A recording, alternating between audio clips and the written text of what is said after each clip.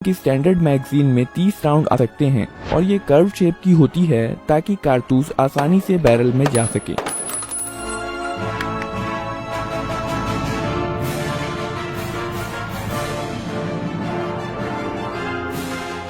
Shooter front और rear side की मदद से निशाना लगाता है। AK-47 और AKM की मैक्सिमम इफेक्टिव रेंज लगभग 400 मीटर की होती है। पहली बार फायर करने के लिए ऑपरेटर एक लोडेड मैगजीन को लगाता है,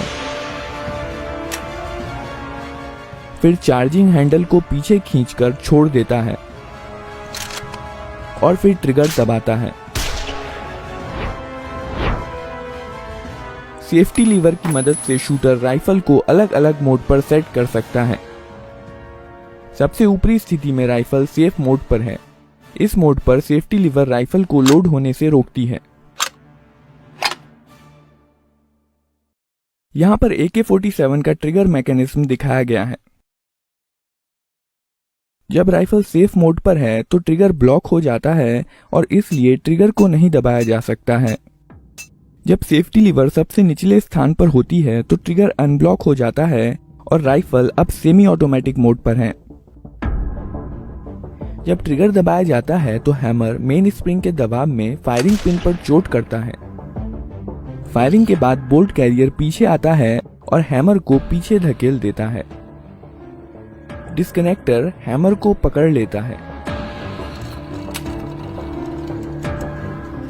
बोल्ट कैरियर रिकॉइल स्प्रिंग के कारण अपनी पहले वाली स्थिति में चला जाता है, जबकि हैमर डिस्कनेक्टर में फंसा रह जाता है।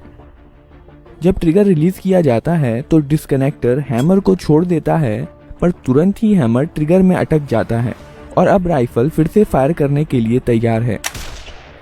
इस प्रकार सेमी ऑटोमेटिक मोड में एक बार ट्रिगर दबाने पर राइफल एक ही राउंड फायर करती है। दूसरा राउंड फायर करने के लिए ट्रिगर को रिलीज करना जरूरी होता है। फुल्ली ऑटोमेटिक मोड में सेफ्टी लीवर बीच की स्थिति में होती है और डिस्कनेक्टर को ब्लॉक करके रखती है। इस केस में फायरिंग के बाद जब बोल्ट कैरियर हैमर को पीछे धकेलता है, डिस्कनेक्टर हैमर को नहीं पकड़ पाता है। लेकिन अगर हैमर को किसी चीज से रोका नहीं गया तो यह बोल्ट कैरियर के साथ वापस चला जाएगा। इसे रोकने के लिए ऑटो सीयर का इस्तेमाल किया जाता है। बोल्ट कैरियर के वापस लौटते समय ऑटो सीयर हैमर को रोक कर रखता है।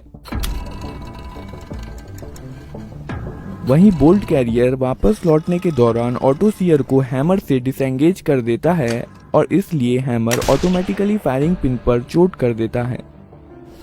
यही कारण है कि फुल्ली ऑटोमेटिक मोड पर राइफल तब तक फायर करती रहती है जब तक ट्रिगर को रिलीज नहीं कर दिया जाता या मैगजीन खत्म नहीं हो जाती। अब हम देखेंगे कि कारतूस को बैरल में कैसे लोड किया जाता है। जब बोल्ट कैरियर वापस आ रहा होता है, बोल्ट जो कि बोल्ट कैरियर में रखा होता है, मैगजीन में से एक कारतूस को बैरल में धकेल देता है।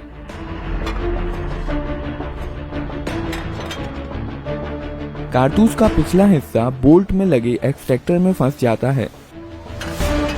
कारतूस लोड करने के बाद बोल्ट घूम जाता है ताकि इस पर बने लॉकिंग लग्स की मदद से इसे लॉक किया जा सके।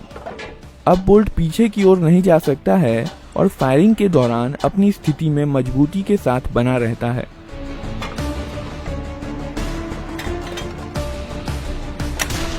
बोल्ट को बोल्ट कैरियर के अंदरूनी हिस्से में बने कैम गाइड के माध्यम से घुमाया जाता है।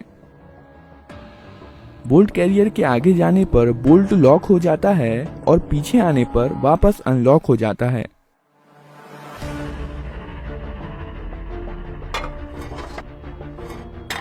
अब बंदूक फायरिंग के लिए तैयार है। ट्रिगर दबाने पर हैमर फायरिंग पिन पर चोट करता है जो कि बोल्ट के अंदर रखी होती है। बदले में फायरिंग पिन कारतूस के प्राइमर पर चोट करती है। प्राइमर में इम्पैक्ट सेंसिटिव एक्सप्लोजिव होता है जो झटका लगने पर जल जाता है। इसके कारण कारतूस में रखे गन पाउडर में आग लग जाती है और बुलेट के पीछे की जगह बहुत सारी हाई प्रेशर गर्म गैसों से भर जाती है। क्योंकि इन गैसों के पास बाहर निकलने का कोई रास्ता नहीं है, यह बुलेट को पीछे से बहुत फोर्स के साथ धकेलती हैं, जिसके कारण बुलेट बहुत तेज गति के साथ बैरल से बाहर निकलती है।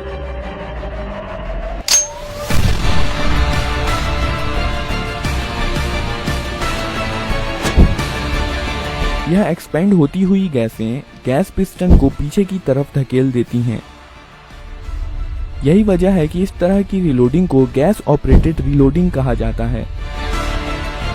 बोल्ट कैरियर गैस पिस्टन से जुड़े होने के कारण गैस पिस्टन के साथ पीछे जाता है। पीछे जाते समय कैम गाइड बोल्ट को घुमा देता है, जिससे यह अनलॉक हो जाता है। अब बोल्ट कैरियर के साथ पीछे जा सकता है। खोखा एक्सट्रैक्टर की मदद से पीछे आता है और इजेक्टर इसे बाहर निकाल देता है।